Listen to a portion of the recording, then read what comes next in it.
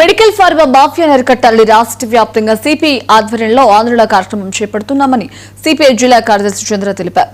Kadapa RTO కార్యాలయం ఎదుట CPI శ్రేణులు ధర్నా చేశాయి. మెడికల్ మాఫియాతో ప్రజల ఆరోగ్యం సర్వనాశనం అవుతోంది.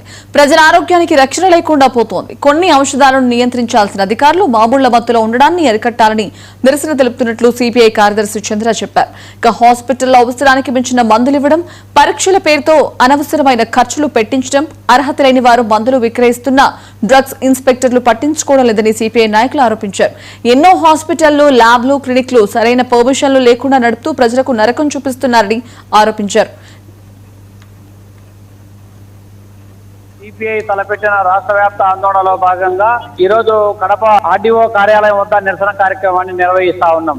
ప్రధానంగా రాష్ట్రంలో మెడికల్ ఫార్మా మాఫియా వల్ల ప్రజల ఆరోగ్యము సర్వనాశనం అవుతా ఉంది. ప్రజల ఆరోగ్యానికి రక్షణ లేకుండా పోతా ఉంది. నియంత్రణ చేయాల్సినటువంటి పాలక ప్రభుత్వాలు మామూలు మత్తులో జోగుతా ఉన్నారు. దీన్ని కంట్రోల్ చేయాలని చెప్పి ఈరోజు నిరసన కార్యక్రమాన్ని నిర్వహిస్తా ఉన్నాం. ప్రధానంగా ఈ రాష్ట్రంలో మెడికల్ కు సంబంధించినటువంటి హాస్పిటళ్లు, అవసరానికి మించినటువంటి మందులు, అనవసరమైనటువంటి పరీక్షల పేరుతో పర్సెంటేజీల కోసం ఇవాళ అనవసరమైనటువంటి మందులను ప్రజల శరీరాలలోకి బలవంతంగా ఇంజెక్ట్ చేసేటువంటి దౌర్భాగ్య స్థితి నెలకొంటా ఉంది. ఫార్మసీలలో సర్టిఫైడ్ ఫార్మసిస్టుల యొక్క సర్టిఫికెట్లు మాత్రమే పెట్టుకొని స్కిల్లు కాకుండా అనవసరం ఎలాంటి అర్హత లేనటువంటి వాళ్ళతో ఫార్మసీ